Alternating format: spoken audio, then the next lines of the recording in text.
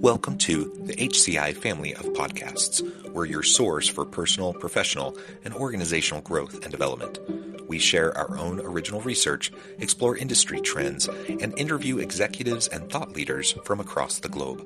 Join us for practitioner-oriented content around all things leadership, HR, talent management, organizational development, and change management.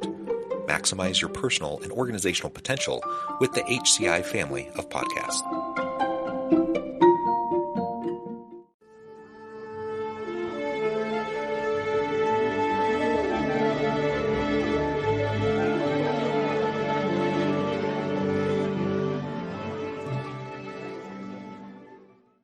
Jesan Sorrells, welcome to the conversation today. Thank you for having me, John. I appreciate it. It is a pleasure to be with you. You're joining us from the Dallas-Fort Worth area. I'm south of Salt Lake City in Utah. And today we're going to be talking about the role of leadership development in a world of artificial intelligence. We need to continually develop ourselves and those around us. We need to be lifelong learners. The traditional ways of going about leadership development, have transitioned over time, but now we're in this whole new wild west of technological disruption and AI. So we're going to unpack what that means for leadership development, perhaps where we might be going in the next few years, next 5 years, etc. I think it'll be a fun conversation. As we get started, I wanted to share Jesan's bio with everybody. Jesan Sorrells is CEO and founder of HSCT Publishing. HSCT is remote first video-based software publishing platform company located in the Dallas-Fort Worth area. They seek to help organizations manage and reduce the impact of workplace conflict, encourage organizational innovation, and increase optimal outcomes around leadership development, conflict management, and change management. Now, I could go on, but I'm going to pause there. Jesan, anything you would like to highlight by way of your background or personal context or your company's background before we dive on in? I'm very passionate about this topic, in particular, the ways in which our large language algorithms are going to mold and are going to reshape how we think about leadership and our approach to leading people. I'm so passionate about this that I've launched my own podcast, The Leadership Lessons from the Great Books. And we could talk a little bit about the role of the great books in this realm of leadership learning and artificial intelligence today as well. Yeah, well, let's start there. So, it's interesting as we think about AI and generative AI. You have chatbots now where you can do real-time coaching, around sticky leadership issues, etc. But it's always a question of what's trained these AI, what's going on behind the scenes, what kind of biases exist within the outputs that are coming back to you. So that's part of the question. But I love this idea of focusing on the great books. Tell us a little bit more about that. Right. So when you focus on the great books, or when you even think about the great books, leaders have to sort of define what great books actually means. Okay. And so when we think about great books, we often think about classics, things like Shakespeare, maybe, or the Bible, or Milton. And we've covered a lot of those on our podcast, don't get me wrong. But you also have to think about, what can you learn about emotional intelligence from Sense and Sensibility? What can we take about interpersonal human relationships from The Sun Also Rises by Ernest Hemingway? Yeah. These are books, these are ideas that have crystallized up from the bottom of human experience all the way to the top, the pinnacle of what we have here. It is, in essence, our great books, in essence, provide sort of the best of the best of the best overview of all of the algorithmic data we've been able to collate over the course of the entire human experience. And that's why they're valuable. When you look at these chatbots, when you look at this generative AI, what you are seeing is, yes, an aggregate of all the human knowledge of the last 40 years of the internet, but not all the human knowledge of all of humanity. And so the books that defy the algorithm are probably going to be the books that are going to allow us to be the most human in our leadership development. And that's why they are worth studying. Yeah, absolutely. Super interesting.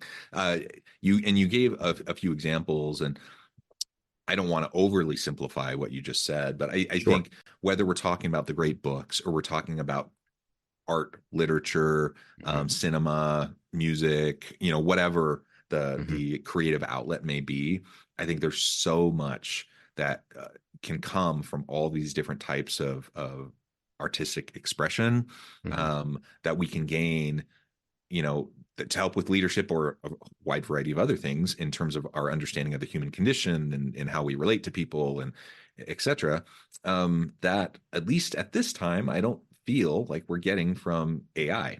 Um, and Yeah, and I we're guess not.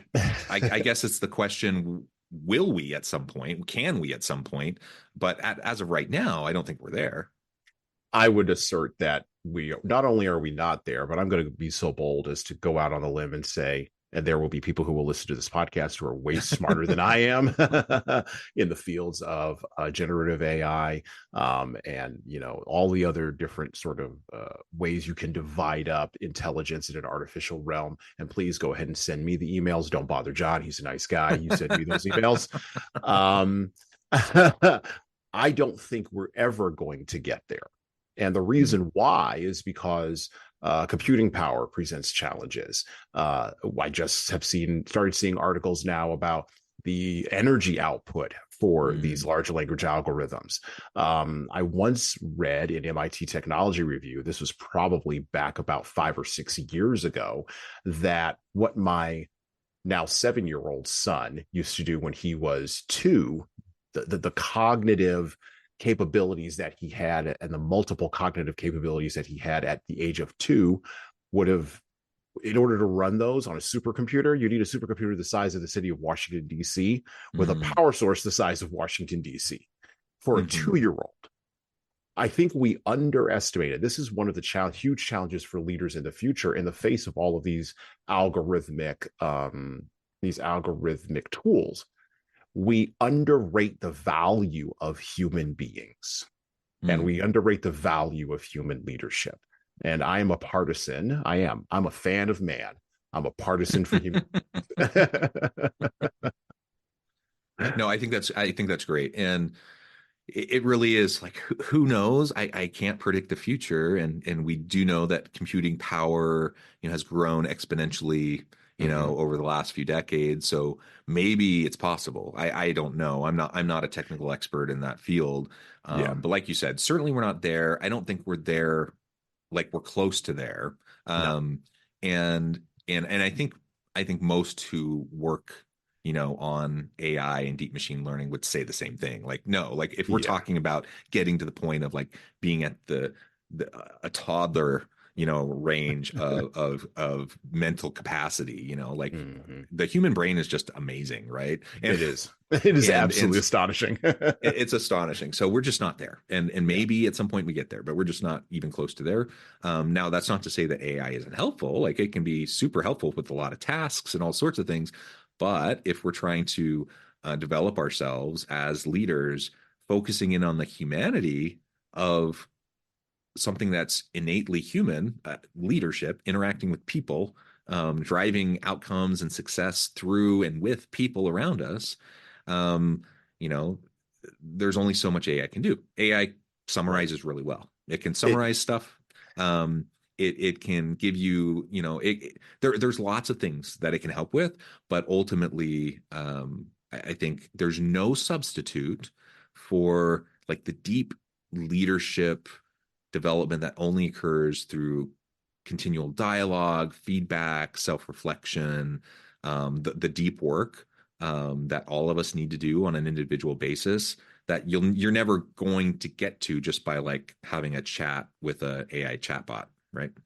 well, and you're also not going. Well, let me be very clear. While I am a partisan and I am a fan of man, I'm a fan of human beings. I believe that the human work of leadership is the best work that we can do in our organizations, our cultures, our families, our societies.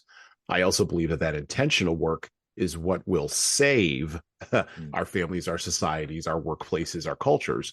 I firmly believe that. I've staked my entire career on it.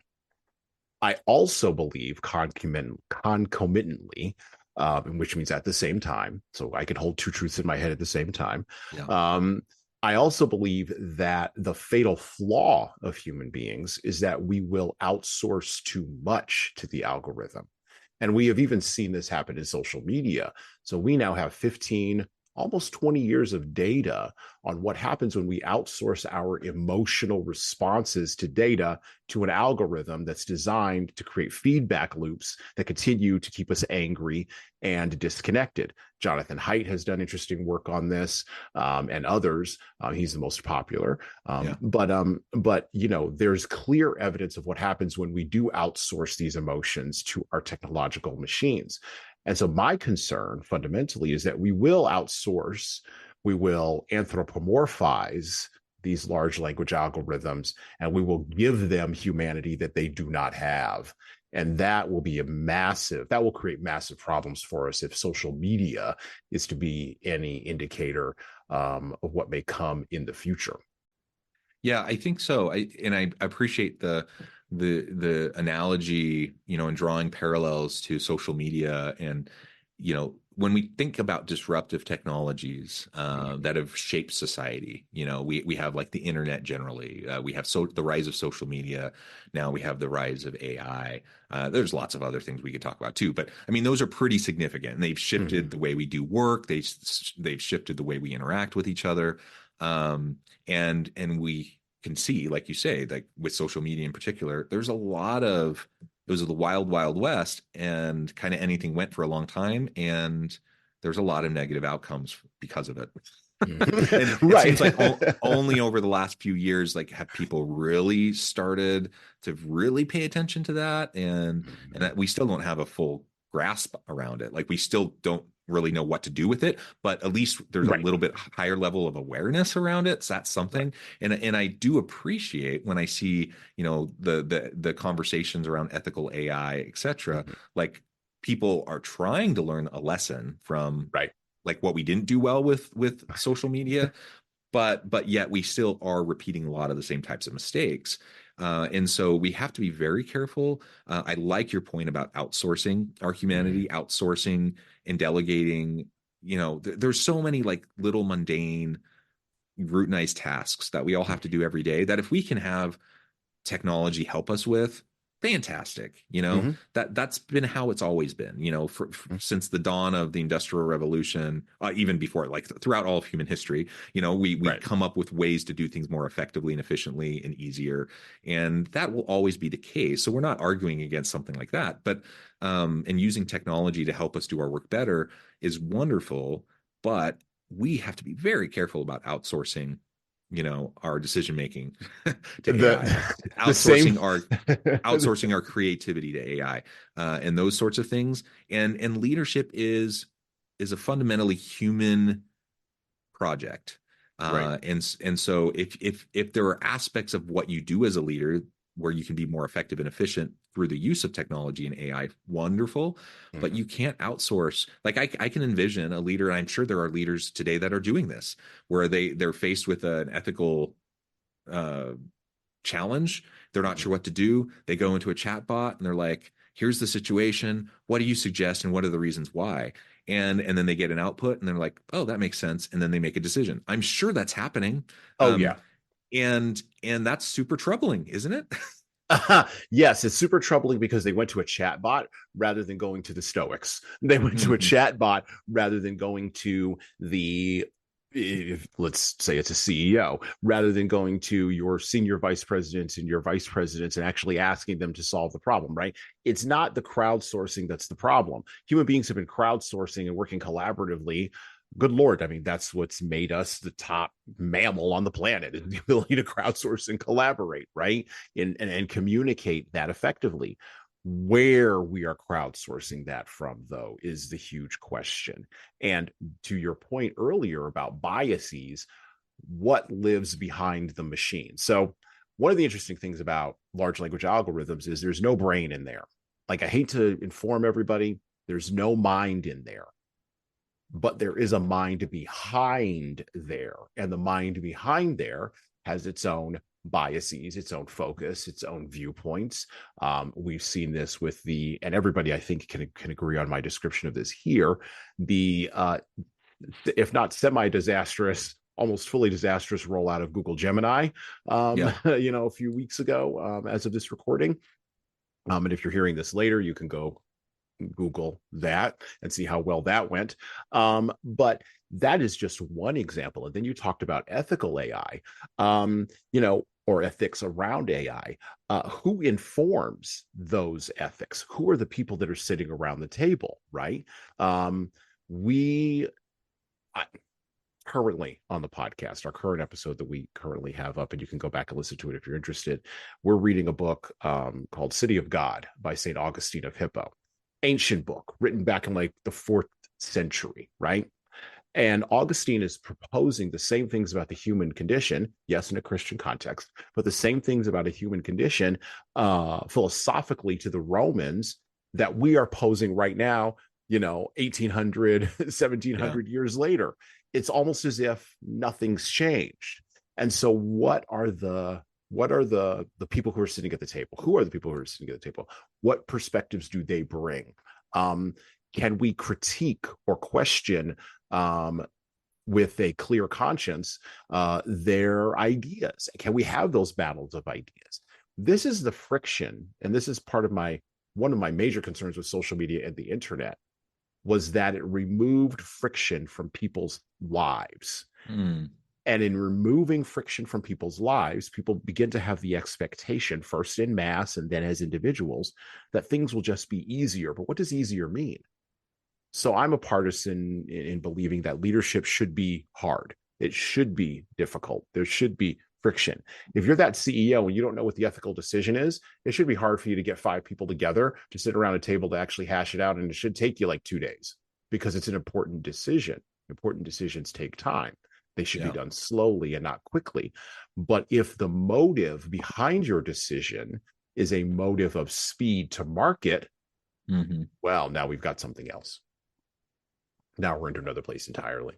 Yeah. Yeah. Absolutely. So, okay, I think this has been really great thus far. Let's, as we spend our last maybe 5 minutes or so together today, let's Sure. talk about how all this connects with and applies to leaders who are seeking ongoing personal development themselves, but also as they're building their bench strength, they're trying to develop the people around them. And what's the leader's role in maximizing the human capital of their team, in their organization, in society at large, and how does that connect back to these kind of philosophical conversations around the use of technology, AI, and and leaning into the humanity of leadership?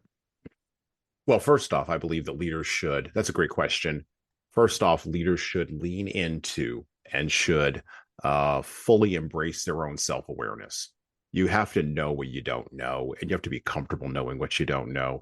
And you have to be aware that you have your blind spots and your biases. So, those are two big things right off the bat. Start with that.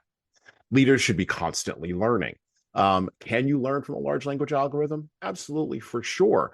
But I'd recommend you go crack a book first. We got libraries on every street corner in America. We got bookstores, well, not on every street corner, but almost every street corner. And of course, in a pinch, you can go to that big book selling thing that Jeff Bezos built, and you know the name of it.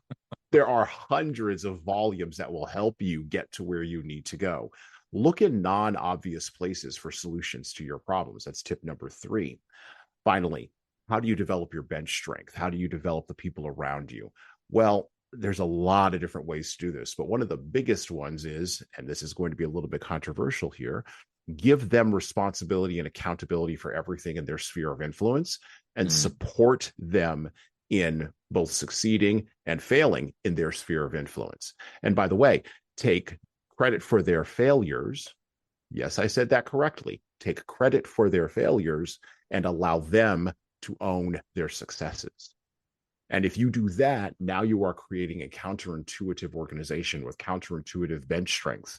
And now all these, the leader and members and the bench is growing in a wonderful feedback loop that's optimal. Will this happen over a course of time very, very quickly?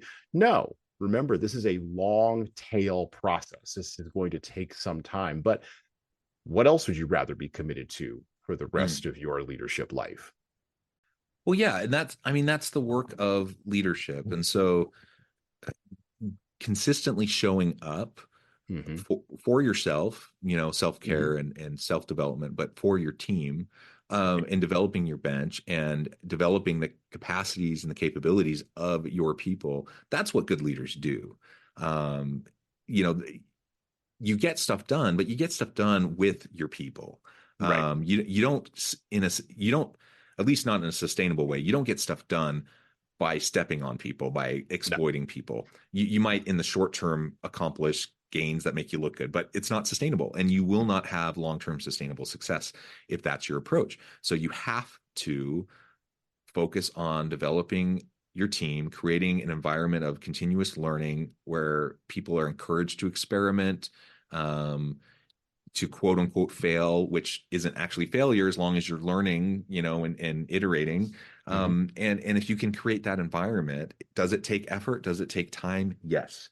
Uh, can you be more like speedy and efficient when you start to outsource some of those like daily consistent pieces? Of course you can, like in the short term. In the long term, I think you're way less effective and efficient and productive because all these other problems emerge because you're Mm-hmm. not paying attention to what needs to be paid attention to.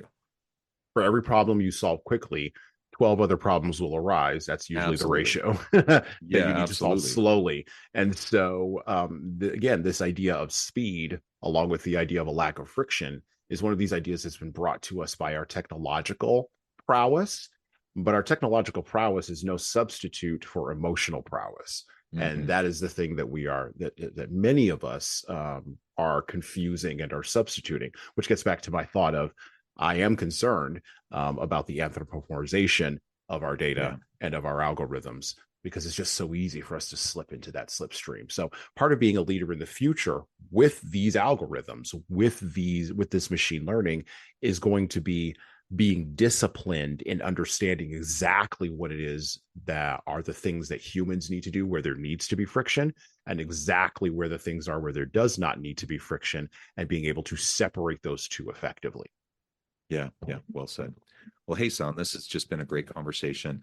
I know at the time I need to let you go here in just a minute, but before we wrap things up, I wanted to give you a chance to share with the audience how they can connect with you, find out more about your work, your team, and then give us the final word on the topic for today. Absolutely. First off, I want to thank you very much for inviting me on the HCI podcast. John, you're doing great work. I want you to keep it up, keep going. This is a fabulous opportunity. And again, I want to thank you for it. If folks want to get a hold of me, they can always check us out at leadershiptoolbox.us. That's our website. That is the core product of HSCT Publishing. Our Leadership Toolbox features 12 modules, which go through the 12 areas we believe that every leader should know something about in order to be more intentionally effective and to apply leadership practices intentionally. So you can check that out at leadershiptoolbox.us. Please feel free to connect with me on LinkedIn. You can search my name, Jesan Sorrells. You can always send me a direct message there. You'll, of course, find my email contact there.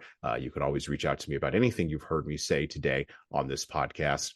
And finally, I would encourage you to listen to our podcast, the Leadership Lessons from the Great Books podcast, because reading great literature is better than reading and trying to understand yet another business book, even the business book I wrote.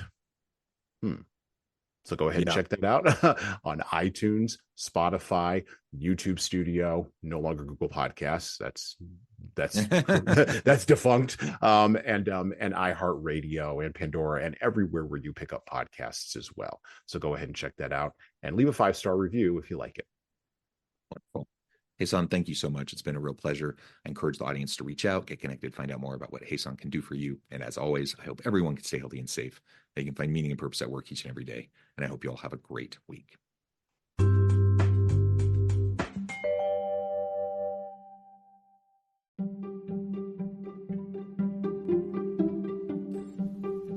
Thanks for joining us for this episode of the podcast. We hope you stay healthy and safe, and please join us again soon.